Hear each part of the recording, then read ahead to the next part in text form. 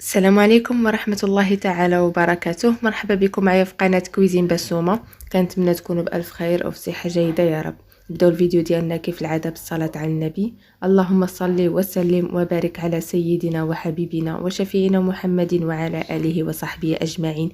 اليوم بإذن الله غادي نحضر معكم واحد الكيك رخامي كيجي رائع جدا، كيجي لذيذ وكيجي ناجح، والجميل فيه أنه أيضا اقتصادي جدا. فغادي نحضروه ببيضة واحدة وبدون حليب. كيجي هذا الكيك هشيش بزاف ومن اروع لي كيك اللي ممكن تحضروهم. وايضا حتى الصلصه اللي غادي نزينوا بها غادي نحضروها بدون حليب، اقتصاديه جدا. فتبعوا معايا الفيديو حتى الاخير، غادي تعرفوا على المقادير ان شاء الله، وايضا طريقه التحضير. فرجه ممتعه. بسم الله على بركة الله. اول حاجه غادي نبداو بها، غادي نجيب المول اللي غادي ندير فيه الكيك. غادي ندهنو بالزبده وغادي نرشو بالدقيق. غادي نديرو في المجمد باش هاد العمليه كنديرها باش الكيك كيتزول بكل سهوله. ممكن ما ديروهاش لكم الاختيار، ولكن كتساعد الكيك باش كيتزول بسرعه. بسم الله. غادي نبدا معكم المقادير طريقه التحضير في نفس الوقت. في واحد لوبول غادي ندير حبه كبيره ديال البيض، حبه واحده. غنضيف عليها رشيشه ديال الملح، وغادي نضيف عليها كيس من السكر فانيلا للتنسيم. بالنسبه للبيض يفضل ديروا حبه اللي تكون كبيره، يعني اختاروا اكبر حبه كاينه في الثلاجه هي اللي ديروا بها الكيك. هنا بسم الله غادي نضيف كاس الا ربع ديال السكر حبيبات اولا السكر سنيده. صافي وغادي نخلط مزيان هاد البيض والسكر مزيان حتى كيولي عندي داك الخليط اللون ديالو فاتح، يعني كيولي ابيض، وايضا كيضاعف القوام ديال الخليط، اولا كيضاعف الحجم ديال الخليط عفوا. بالنسبه اللي انا خدمت بالطراب الكهربائي، يعني باش دغيا نحصل على هذا القوام هذا. ممكن تخدموا غير بالطراب اليدوي، ولكن يفضل الطراب الكهربائي يعني بسرعه. بسم الله. هنا غادي نضيف كاس الا ربع ديال زيت المائده، يعني بالنسبه للزيت والسكر بجوجهم درنا منهم كاس الا ربع بنفس القياس اللي هو القياس ديال كاس العنبه. صافي. وهنا فاش كنضيف الزيت كنخلط بفيتاس اقل، يعني ادنى فيتاس في الطلاب ديالنا، حتى كينسجم داك الزيت مع داك البيض والسكر. صافي. وهنا غادي نضيف كاس ديال عصير البرتقال. حتى عصير البرتقال فغادي نخلطو غير بادنى فيتاس في الباطو عندنا. صافي. وكان بمجرد ما كينسجموا المكونات كنتوقف على الخلط وكنستغنى على الطراب الكهربائي. وغادي نبدا دابا نضيف الدقيق. غادي نضيفو على دفعات. بالنسبه للدقيق الكميه اللي غادي نضيف بالضبط 3 كؤوس الا ربع، فكتاخذوا 3 هاد الكيسان ديال الدقيق. غادي تحيدوا منهم ربع كاس. صافي. كنضيفها على دفعات وكنغربلو بطبيعه الحال، وانا كنخلط بالفوي او غير بالطراب اليدوي. يعني ما نحتاجوش الطراب الكهربائي في هذه المرحله هذه. بالنسبه للكميه ديال الدقيق فكيف قلت لكم 3 د الكيسان الا ربع، يعني داك ربع كاس اللي زلنا ما ضفناش.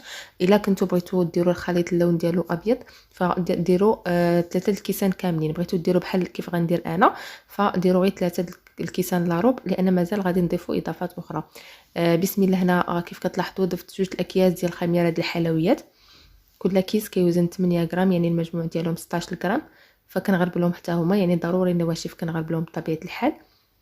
كنخلط مزيان المكونات. وفي اخر مرحله ماشي في اخر مرحله وما قبل الاخيره غادي نضيف ربع كاس ديال الماء مغلي. كيف كتلاحظوا الماء راه نتوما فيه البخار، يعني الماء طايب. كناخذوا ربع كاس بنفس القياس اللي هو كاس العنبه. ما تكثروش على هذا القياس هذا، فقط ربع كاس اللي كنضيفو. الماء يكون طايب مزيان. صافي. كنضيفوه وكنخلطو مزيان في هذه المرحله. وهذا هو القوام ديالنا. غادي نضيف دابا هنا ملعقه كبيره من الخل، فهذه هي اخر حاجه غادي نضيفوها قبل ما نقسموا الخليط لنصفين. صافي. كنخلط داك الملعقه ديال الخل في الخليط.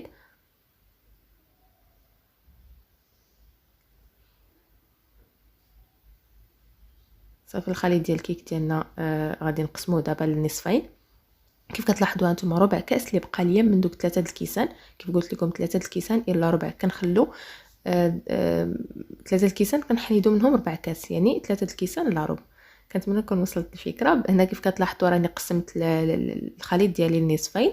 واحد النصف غادي نرجعوه هنا للبول وغادي نضيف ليه هذا، غنخليوه في اللون الطبيعي ديالو. غادي نضيف ليه ملعقه كبيره من الدقيق، من داك ربع كاس اللي بقى ليا ديال الدقيق. خدينا ملعقه كبيره من الدقيق صافي وغربلتها وغادي نضيف نخلط مزيان. القوام ديال الخليط ديالنا كيكون بهذا الشكل اللي غادي نوريكم، يعني كاين تشكل لينا داك الرقم 8. كنكملوا الكتابه ديالو في الوجه قبل ما يعني ما كيختفيش على ما نكتبوا ديك الرقم 8 ما كيختفيش من الوجه في ديك المرحله فاش كنكونوا نكتبوا. صافي هنا حيدت الخليط الابيض جانبا وغادي نجيب النصف الثاني ديال الخليط ديالنا اللي غادي نديرو باللون الاسود. غادي نضيف ليه ملعقه كبيره من الكاكاو المر، يعني في المجموع ديال هاد النواشف اللي ضفت في الاخير تقريبا ربع كاس، يعني ملعقه ديال الدقيق ضفناها في الخليط الابيض وملعقه ديال الكاكاو ضفناها هنايا لان غادي ندير كيك رخامي. كيف كتلاحظوا الكاكاو حتى هو راه غربلته وكنخلط مزيان. الا بغيتو ديروا غير كيك عادي ماشي رخامي، يعني بغيتو ديروه في اللون الطبيعي ديالو اللون ابيض، ديروا 3 الكيسان ديال الدقيق.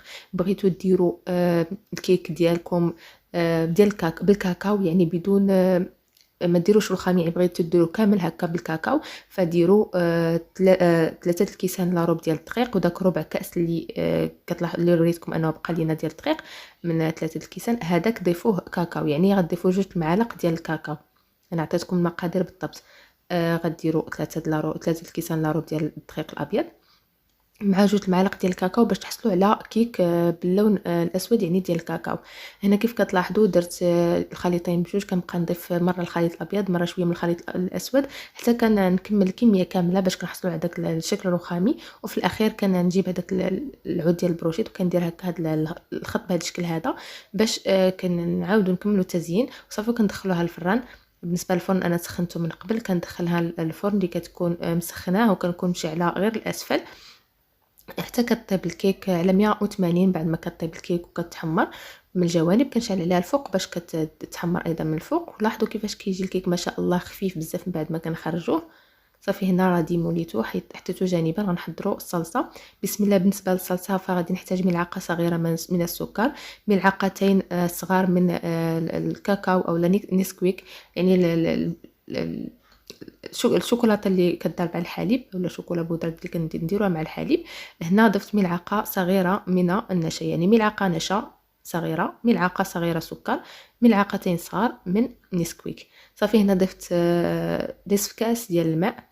كيف كتلاحظوا الصلصه غنديروها بدون حليب وكتجي لذيذه، غير حضروها بهذه الطريقه كتجي رائعه جدا. صافي كنحاول نخلط المكونات كاملين حتى ما كيبقاوش الكويرات ديال النشا وديال الكاكاو. صافي كنديرها على النار مع التحريك المستمر حتى كتولي دير داك الفقاعات بهذا الشكل هذا وكتبدا تقال. حيتها من على النار وهي مازال سخونه ضفت لها قطعه من الشوكولاته البيضاء، ممكن نضيفوا حتى ل4 القطع او ل5 القطع يعني كيبقاو على حسب الذوق. وضفت نصف ملعقه صغيره من الزبده.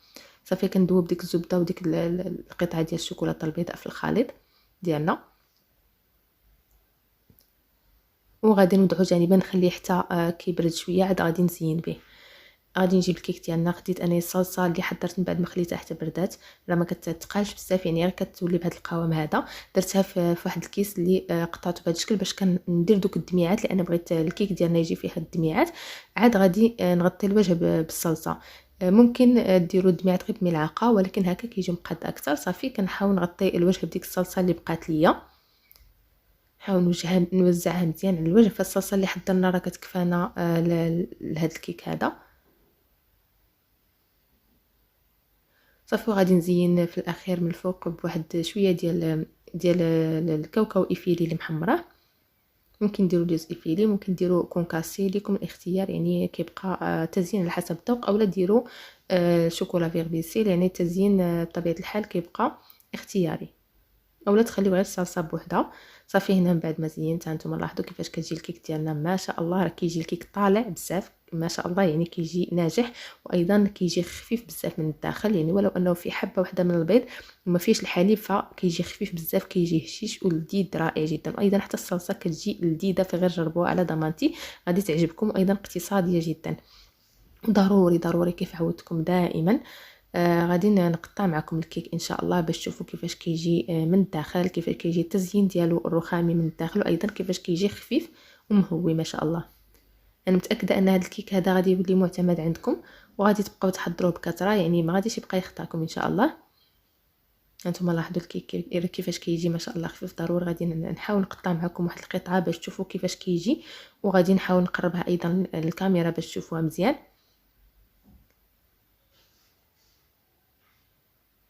فلاحظوا ما شاء الله الكيك ديالنا كيجي ناجح، كيجي خفيف بزاف. غادي نحاول نقطعوه معكم باش تشوفوا كيفاش كيجي ما شاء الله خفيف. التزيين ديالو كيجي رائع كيف قلت لكم الاختيار، ديروه بشكل رخامي كيف درت انا، اولا ديروه كامل بالكاكاو. يعني عطيتكم المقادير اللي بغيتو ديروه بالكاكاو بوحدو، يعني اللون ديالو اسود، اولا بغيتو تخليوه في اللون الطبيعي ديالو. يعني عطيتكم المقادير ديال كلشي.